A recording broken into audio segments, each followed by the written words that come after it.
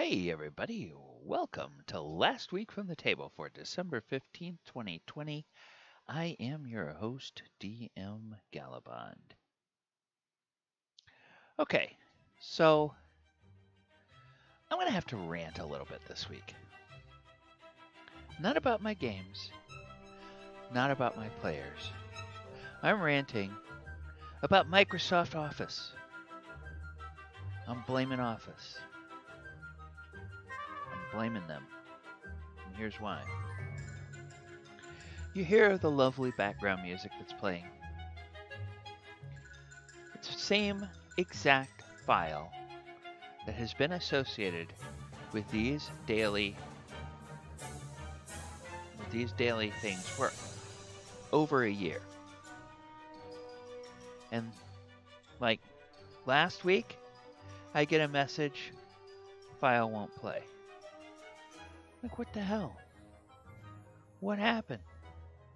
So I go change it, I go find the file again, thinking maybe that somehow is, I try playing it in different applications, it plays in different applications, everything. So I go and I look on a bunch of Microsoft help websites and I say, PowerPoint won't play my media. We'll try optimizing it.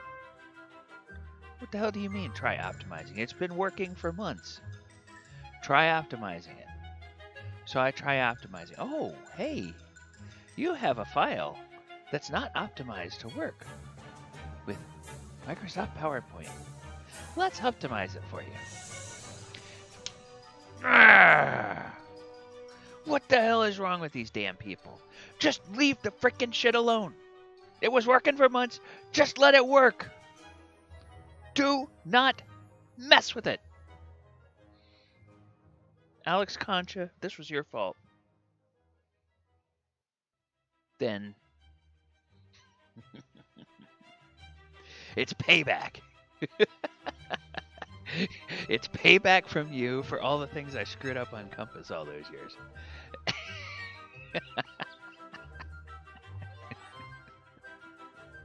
I'm sure it wasn't you, Alex, but God, it was just annoying when this. Anyway, I hope your December is going really well. Happy holidays, everybody. And now, it's time. Let's go into Last Week from the Table for this week, where we look at the summaries of the games that I ran in my actual play streams last week. All right. Okay, every week on Thursday night, we play the Sword Coast Chronicles. That happens Thursday nights at 8 p.m. And this is our love letter to the published campaigns from D&D 5th edition.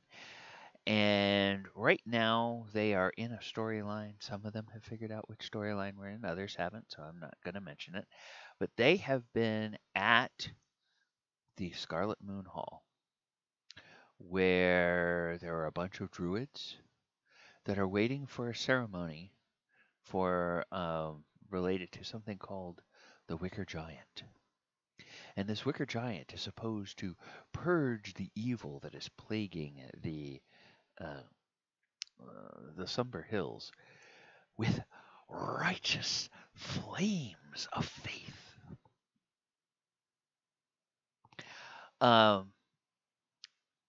They have decided that the people behind this are total batshit nuts.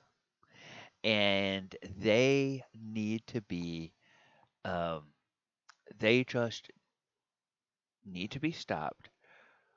But these people also oppose a couple of other groups that the party doesn't like.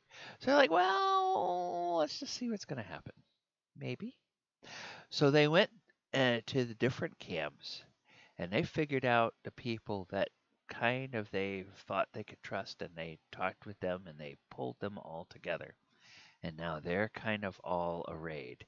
And the ceremony of the Wicker Giant has begun. And as the leader of these druids, this Elazar Dryflagon, as he started the ceremony, he got, maybe a minute into his ritual, and then the ground started to shake. And it's clear that there's an earthquake hitting here. And hey, some of these druids that are part of the ceremony, they're falling down, and their tower, they're seeing cracks on their tower. And this wicker giant effigy is kind of being rocked by this. And Elazar Dryflagon himself nearly lost his balance and fell if he didn't grab onto some of the scaffolding. So the druids probably aren't behind this earthquake, but that's where the session ended. So tune in this Thursday, 8 p.m., twitch.tv/Gallibond, and you can find out what happens in the next session of the Sword Coast Chronicles. Then on Saturday, I have to say, I have to interject here and say thank you. Sincerely, thank you to everybody who watches this recap, who also drops by on Thursday evening or on Saturday evening or on Sunday afternoon and watches any of the live streams, because I've now come to realize that we've got, handful between 5 and 10 people that show up every week and they watch every game that we play. And I really appreciate that. Some of you will come on the stream and will stay on the stream and will sometimes post comments during the session. A lot of you will pull our game up in the background and then go do something else on your computer, which is perfectly fine, because we basically have our game map up and we do a lot of talking, and then when there's a combat, you'll see the tokens move around, but that's kind of what we have. And the chat is a little quiet, so there's not a whole lot of interaction. I wish maybe we could get people chatting with each other, people who are watching the game chatting with each other a little bit more, but we'll take what we can get. Anyway, really, really, really, really appreciate you guys coming by, watching the games, and even this Lost Mine of Original D&D game, which I need to update the slide. It's 7:30 on Saturday nights, not 7 p.m. The We had like 8 to 10 people on there on in total on Saturday night, both lurkers and active viewers. And we are playing through the Lost Mine of Phandelver, but setting it with the original D&D rules. So that means D6 initiatives, rolling initiative every round of combat, um, things like morale checks, armor classes that go backwards, instant death, really easy instant death, and mages that are super squishy but pack a real punch with some of their spells that in 5th edition feel a little watered down by comparison. So in this edition, they were at their camp. In this episode, they were at their camp, and we started with the Red Brands from the town, which I have renamed for my game. Because I'm not setting it in the Forgotten Realms. I'm using exactly the same story and everything, but it's just picked up out of the Forgotten Realms and set somewhere else. So the town names are different, but all the people are the same. Um, the uh, the Red Brands came to their camp, and they started to attack the party at their camp. And there were 6 of them, but there's only 3 party members. And aside from the 3 party members, there's also a couple of NPC retainers, and they have Sildar Hallwinter, and they have a couple of other folks that are with them as well. courtesy of that mage, of that magic user that we have, and her ability to charm people. One of the red brands that they encountered earlier has been charmed, and Clark the bugbear, along with his pet wolf Ripper, they have also been charmed. Well, Ripper hasn't been charmed, but Ripper just goes wherever Clark tells him to go, and now Clark thinks the party is their best friends. And so, so this was a rude awakening for these poor red brands that thought they were going to attack the party and find easy meat. Oh, they got their butts handed to them. 5 of them were killed outright, and one of them managed to scurry away with, I think, 1 hit point left after a well placed arrow from the halfling as he was fleeing. And so he's limping back home. And then at the very end of the session, a note came from the glass staff. And the glass staff turns out from the note and the seal on the note, Sildar Hallwinter recognized that seal, recognized the handwriting. That's the wizard that he's been looking for this whole time. That's this Iarno that he thought was his friend. And you know what Iarno wants? Iarno wants Sildar Hallwinter's head on a platter because Sildar knows who he is and wants to silence him. And the glass staff promises the party that he knows what they're looking for and he knows where to find it. And he will be willing to negotiate with the party and tell them information and perhaps even enter into a mutually beneficial arrangement with them, as long as they simply bring Sildar Headwinter's head on a platter. Sildar Hallwinter's head on a platter.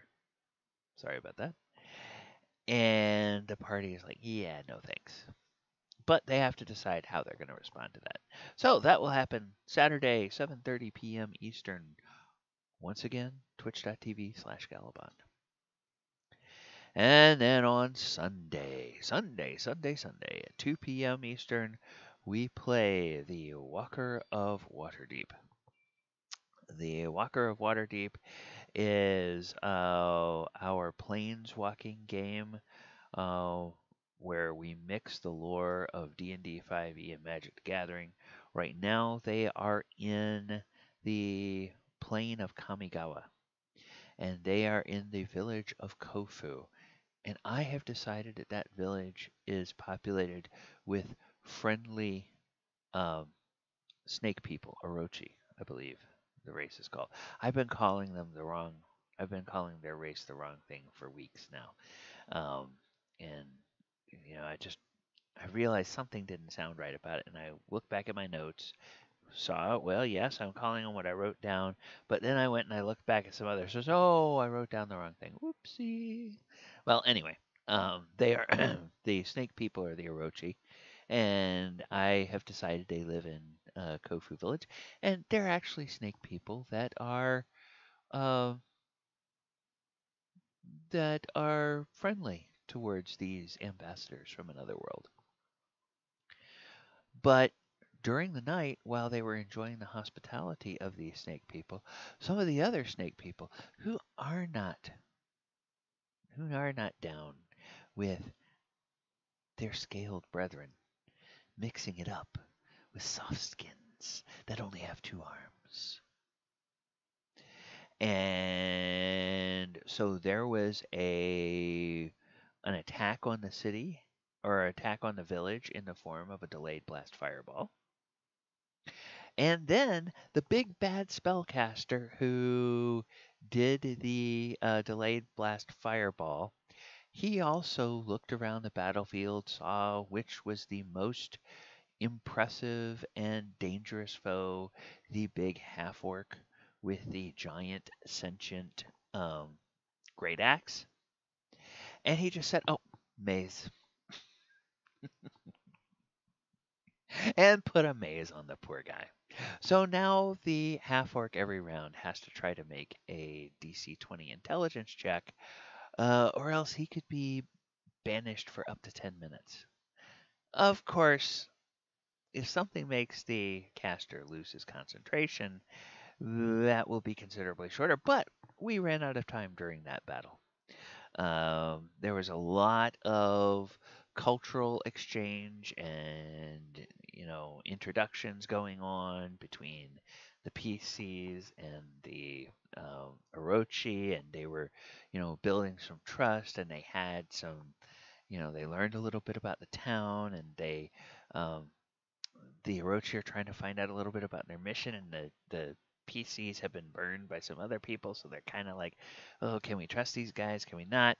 And they're starting to have a good rapport with them, and there's some entertainment, and some dining, and all this kind of stuff.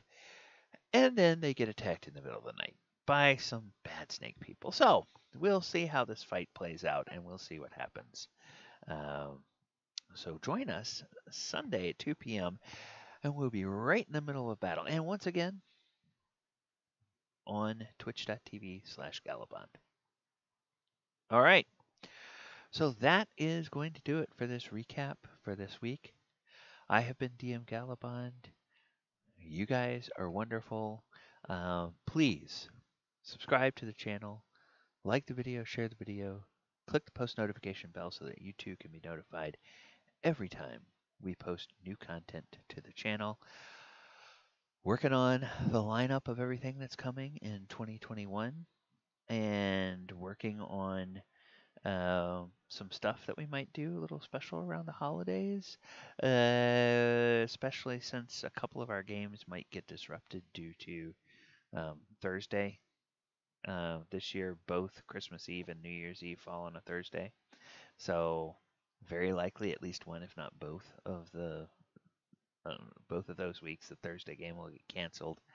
So I may do something in lieu of that.